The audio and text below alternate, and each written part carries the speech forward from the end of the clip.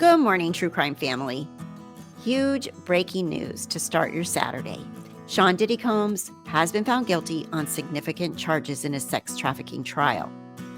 We also have incredibly urgent and heartbreaking news from the state of Texas, where over 20 young girls are missing after catastrophic floods hit the area.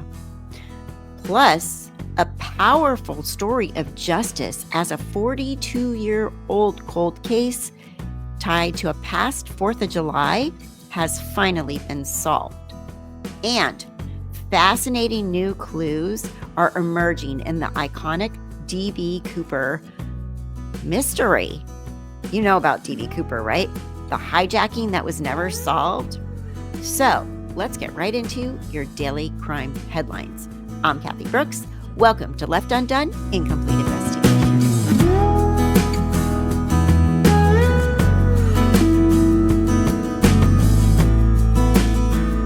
All right, the biggest news out there as far as high-profile celebrity cases go is Sean Diddy Combs has been found guilty on 2 counts of transportation to engage in prostitution. He had a 7-week jury trial that just ended, and he was acquitted on 3 more serious charges of racketeering and sex trafficking conspiracy. This is a split verdict. Guilty on the Mann Act, which is the transportation for prostitution, but cleared of the most severe sex trafficking and racketeering charges. That's a crucial distinction. He faces a maximum sentence of 10 years in prison for each of the 2 guilty verdicts, so up to a total of 20 years in prison. He is to remain in custody while awaiting his sentencing. The judge did deny bail based on Sean Diddy Combs' propensity for violence, basing this on the Casey assault video. His defense team, they're celebrating. They are absolutely over the moon about the acquittal on the top charges. They, quote, said, he's been given his life back. This has been a big trial under intense public scrutiny, and obviously there's going to be a lot of varied reactions to the outcome. Also, while he avoided the RICO forfeiture, his business empire is still impacted by civil lawsuits that are pending. Number 2, heartbreaking case. Texas Camp Mystic flood disaster. This is a major, heartbreaking, and ongoing news story, current. It's heartbreaking because there's children in peril, missing children right now.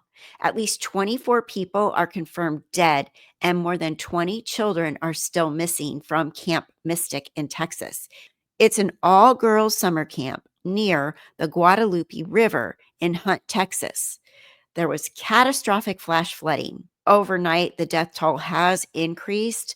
Campers who were evacuated by helicopter describe wading through floodwaters with cabins for the young girls. They were right along the riverbank, so they were the first to just be completely destroyed. One older camper said, "Everyone I know personally is accounted for, but there are people missing that I know of, and we don't know where they are." The parents, can you imagine being the parents right now? They are completely desperate. They're frantically posting photos of their daughters on social media, pleading for information. Lieutenant Governor Dan Patrick stated, "I'm asking the people of Texas to do some serious praying this afternoon, on your knees kind of praying, that we find these girls." There's 9 rescue teams, 400 to 500 people, 14 helicopters, and 12 drones searching. The Guadalupe River rose 26 feet in 45 minutes, submerging the gauges as well. The camp has lost power, Wi-Fi, and running water, and highways are washed away, which complicates the rescue efforts. The third case I want to talk about today is an Oregon cold case that has been solved. So a guy by the name of Mark Sanfratello, he's 72 currently. He's been indicted for the murder of his ex-girlfriend. Her name was Teresa Peroni. She vanished 42 years ago after a July 4th party in Oregon in 1983. Her skull was found in 1997, but the case remained unsolved until just recently. Peroni, she was 27 when she vanished. It was after an argument with San Fratello. So, huge passage of time, but a persistent investigation really does make you feel better that some of these cold cases are being solved and there's still investigative work going on. Police reopened this case in February of 2024. They collected additional DNA samples and they interviewed people. A grand jury indicted Sanfratello just last week on June 27th, 2025, and then he was arrested in California. Peroni was last seen walking into a wooded area with Sanfratello, and her profile on the National Missing and Unidentified Persons system states Peroni never returns. Number 4, the final case, which I've always been fascinated with, the D.B. Cooper case. New FBI files reveal deep clues in the hijacker's tie. This is fascinating, new, historical true crime update, you guys. An iconic, unsolved mystery. Newly released FBI files are offering a deeper look into the only unsolved hijacking in U.S. history. The 1971 case of D.B. Cooper, who parachuted from a commercial airliner with $200,000 in ransom, and he was never seen again. But this new clues have emerged. There's a 398-page file that confirms agents examined Cooper's tie, his tie that he wore around his neck, that he left on the airplane. They examined it, and it was covered in over 100,000 microscopic particles, including rare metals like unalloyed titanium, bismuth, and strontium sulfide. I don't know if I said strontium right. I don't know. But crazy metals that you're not just going to find in your house or walking down the street. These metals are specifically linked to aerospace work.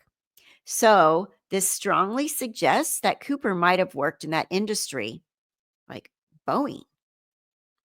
The files, they also mentioned that they ruled out a suspect who was confined to a wheelchair.